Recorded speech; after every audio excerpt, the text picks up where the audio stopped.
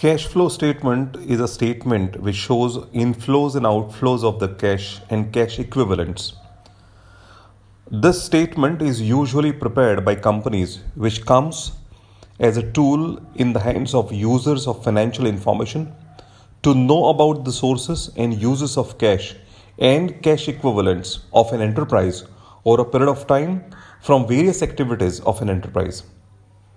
It has gained substantial importance in the last decade because of its practical utility to the users of financial information. Now we will just see the benefits of cash flow statement.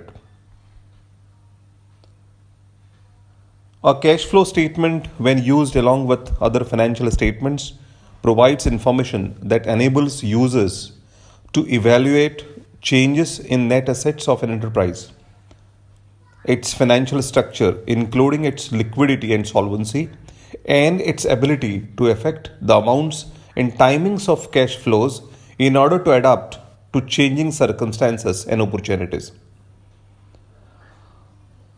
Then cash flow information is useful in assessing the ability of the enterprise to generate cash and cash equivalents and enables users to develop models to assess and compare the present value of the future cash and the cash flows of different enterprises.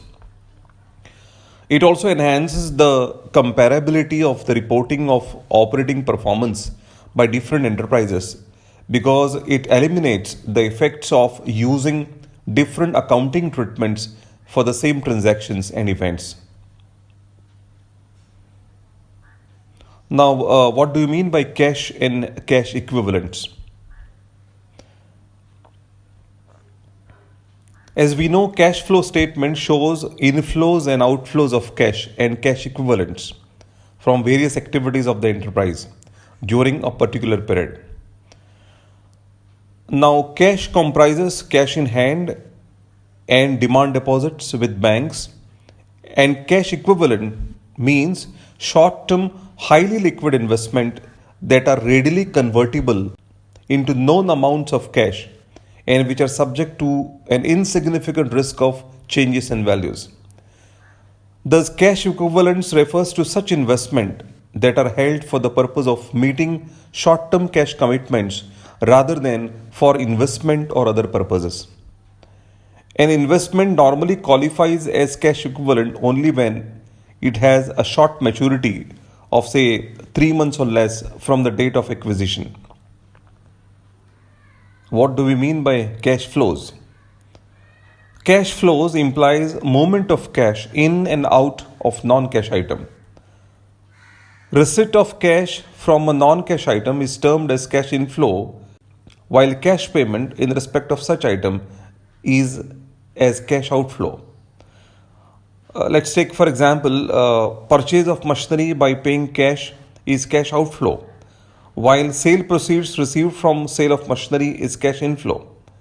Other examples of cash flows includes collection of cash from debtors, payment to creditors, payment to employees, receipt of dividend, interest payments, etc. Classification of activities for the preparation of cash flow statement. For the preparation of cash flow statement, the activities of the enterprise are to be classified into 3 categories. 1. Operating activities, 2. Investing activities, and 3. Financing activities. Cash from operating activities. Operating activities are the activities that constitute the primary or main activities of an enterprise. For example, for a company manufacturing garments, procurement of raw material, incurrence of manufacturing expenses, sale of garments, etc. These are the principal revenue producing activities or the main activities of the enterprise, and other activities that are not investing or financing activities. The amount of cash from operations indicate the internal solvency level of the company and is regarded as the key indicator of the extent to which the operations of the enterprise have generated sufficient cash flows to maintain the operating capabilities of the enterprise. Paying dividends, making of new investment, and repaying of loans without recourse to external source of financing, Information about the specific components of historical operating cash flows is useful in conjunction with other information in forecasting future operating cash flows. Cash flows from operating activities are primarily derived from the main activities of the enterprise. Cash from investing activities. Investing activities relate to purchase and sale of long-term assets or fixed assets such as machinery, furniture, land and building, etc. Transactions related to long-term investment are also investing activities. Investing activities are the acquisition and disposal of long-term assets and other investment not included in cash equivalents. Cash from financing activities.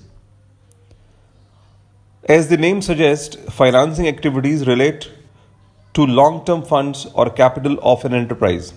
For example, cash proceeds from issue of equity shares, debentures, raising long-term bank loans, redemption of bank loan, etc. Financing activities are activities that result in changes in the size and composition of the owner's capital, including preference share capital in case of a company and borrowings of the enterprise. Separate disclosure of cash flows arising from financing activities is important because it is useful in predicting claims on future cash flows by providers of funds.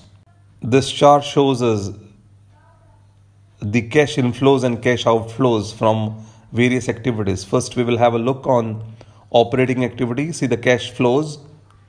First is cash inflows from sale of goods and services to customers, receipts from royalties, fees, commission, and other revenue.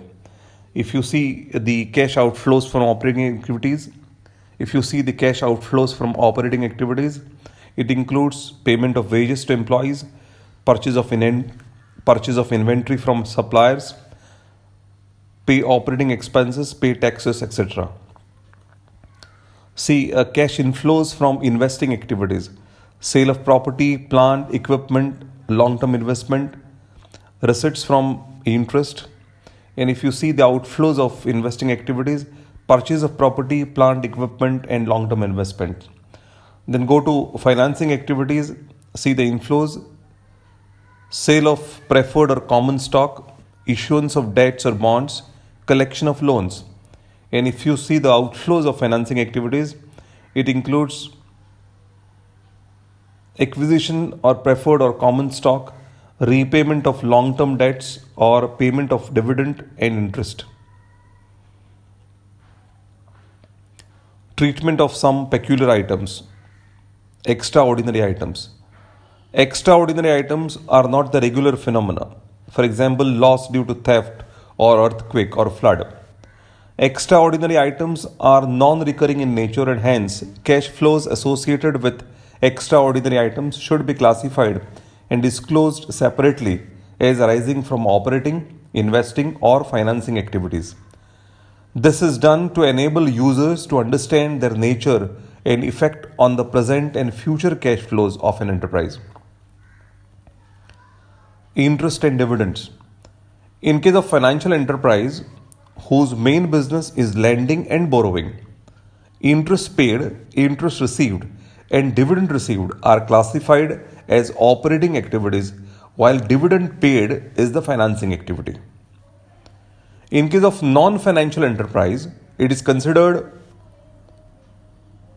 more appropriate that payment of interest and dividend paid are classified as financing activities, whereas receipt of interest and dividends are classified as investing activities. Taxes on income and gains. Tax on operating profit should be classified as operating cash flows. Dividend tax, that is tax paid on dividend, should be classified as financing activity along with dividend paid. Capital gains tax paid on sale of fixed assets should be classified under investing activities.